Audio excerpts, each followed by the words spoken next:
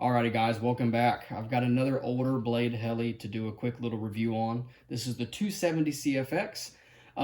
This is from the 2017 era, so it is still a very much contemporary model. It's not super old. There's really nothing that outdated about it. So it'll be a shorter review. It won't be quite as interesting as maybe the 500 3D or something like that, but nonetheless, it's a great little heli. Basically how I got this was a gentleman brought this and two other helis. He was just kind of selling, I guess, getting rid of his fleet. He brought it to my local hobby shop. The owner bought it in bulk, and I bought it from him at an amazing price. He allowed me to take it home, and I basically said, hey, here's what I got to do to it. Here's my offer.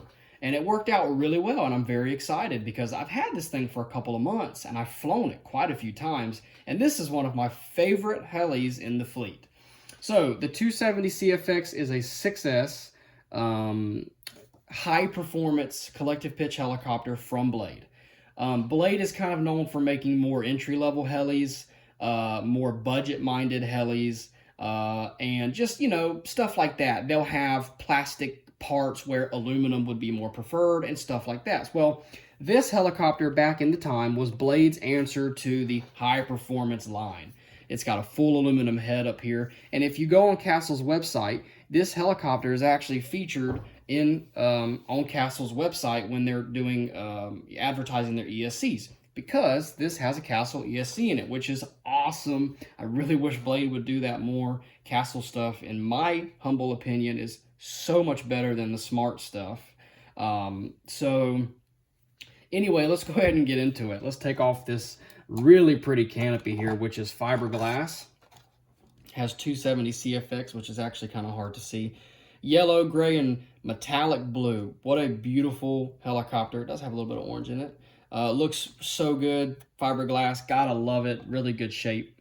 Now let's start and go over the whole anatomy of the heli very quickly, and then I'll talk a little bit about the components and stuff like that.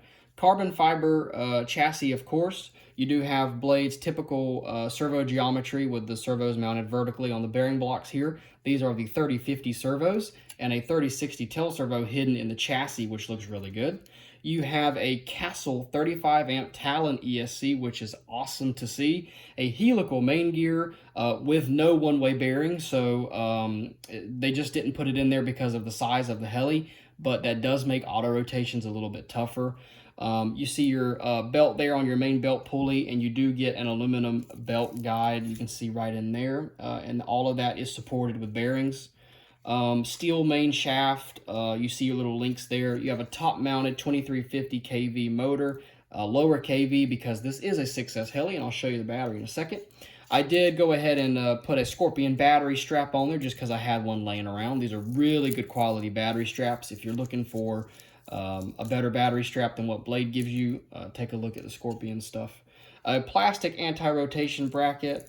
You get an all-aluminum swash with, of course, all bearings, aluminum follower arms, and aluminum head and main grips, which look really, really good. I did go ahead and put new blades on it. The old blades had a little bit of drying and splitting at the seams here, so I definitely didn't like that, so I put new blades on it.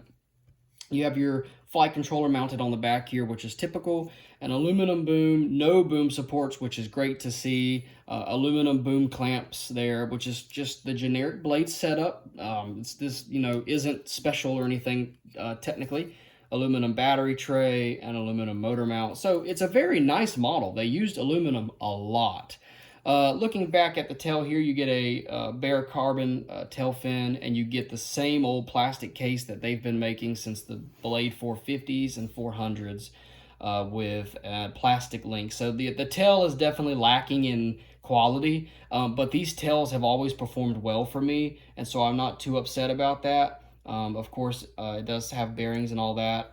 I did replace the pulley. I replaced the belt. I replaced these rear blades as well, but it looks really good nonetheless. No issues there. Here is the battery that you would use to fly this little heli, which is a 910, a 6S 910 milliamp. I cut some of the wires down and put an IC3 on it, but this actually came with it, and it's in perfect working shape, so that's awesome. Didn't even have to buy that. Now let's look at the components really quickly. We've got the Castle 35 amp ESC there, which is just awesome to see. I did cut down the wires a little bit and made it really nice and neat, so that way the wires are not jutting out the front of the Heli. I put an IC3 on the ESC as well. The ESC wires, they used to come way out here, so I cut all that down. I put brand new bullets on there to make sure that it's all nice and securely connected. You do get a brass pinion, you might be able to see it in there, but you do get a brass pinion. Steel is always preferred, which you can update that if you so wish. But I love having Castle ESCs. I love their governor. I love using the Castle link and changing your RPMs. You can do that on your transmitter with the Hobbywing stuff, which is technically, I would say, easier. I just like the Castle stuff. And so I am a huge fan of this having a Castle ESC. I've had great luck with their ESCs, and I wish more Blade Helis came with those, but now that they've got their smart line of stuff, you're not going to see that anymore. You get an AR7210BX. This is the latest version of the Spectrum and BeastX flight controller.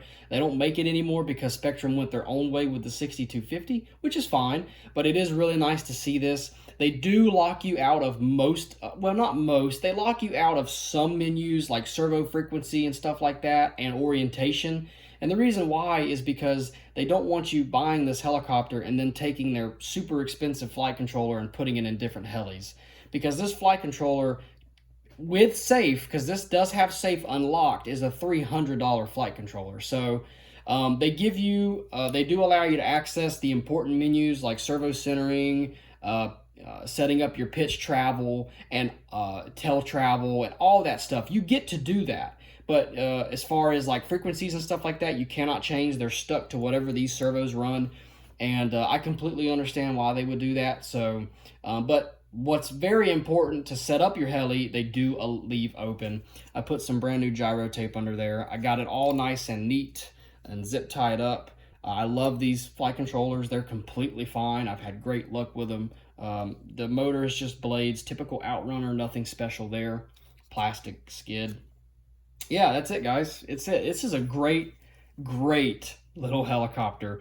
I mean, for me, the only thing that is not really desirable are the servos, and the servos are not really that bad. I've had okay luck with them. They do have updated servos now, but very contemporary model. It's really not out of date. For what I paid for it, I could not be more happy.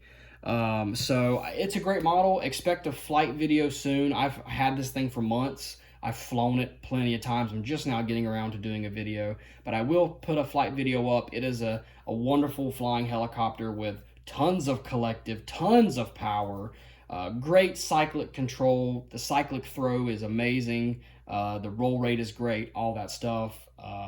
It pirouettes the fastest out of any of my helis. It is just a great little heli. So if you have any questions or any comments or anything about the 270 CFX, please leave a comment, and thanks for watching.